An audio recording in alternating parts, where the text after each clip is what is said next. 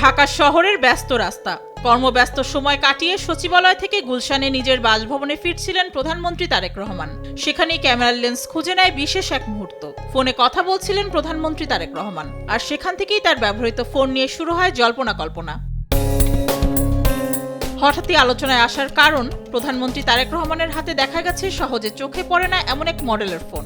অনলাইনে ঢু মেরে দেখা গেছে প্রধানমন্ত্রীর হাতের ফোনটি সিরিন ল্যাবসে তৈরি সিরিন ফিনি মডেলের ফোন। কাকতালীয় হলেও অবাক করা বিষয়, তারেক রহমানের এই ফোনের সাথে জড়িয়ে বর্তমান প্রজন্মের অন্যতম সেরা ফুটবলার আর্জেন্টাইন মহাতারকা লিওনেল মেসির নাম।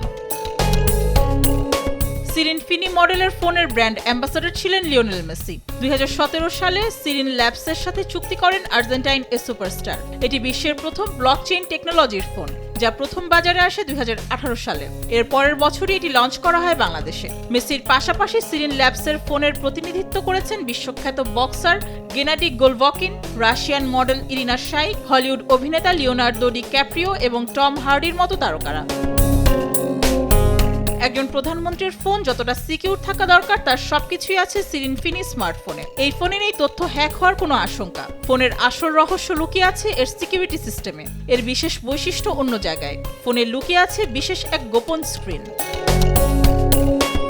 সিরিন ফিনি ব্যবহার করতে যেতে হবে ডাবল সিকিউরিটি চেকের মধ্য দিয়ে। কেউ যখন ফোনটি খুলতে যাবে, তখনই এই ফোনের উপরিভাগে থাকা আলাদা একটি স্ক্রিন বেরিয়ে আসবে, যা ফোন থেকে সম্পূর্ণভাবে আলাদা। এরপর দুই স্ক্রিনে দেখানো নিরাপত্তা কোড মিলিয়ে যাচাই করার পর ফোনটি ব্যবহার করা যাবে।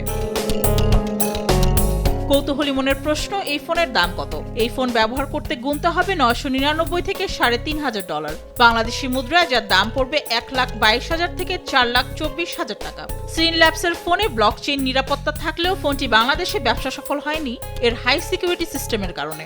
সম্প্রতি এই ব্র্যান্ডের ফোন আবারও আলোচনায় এসেছে তারেক রহমানের কারণে, আর তার সাথে জড়িয়ে লিওনেল মেসিও। Mehjabin Hossain, sports desk, Desh TV.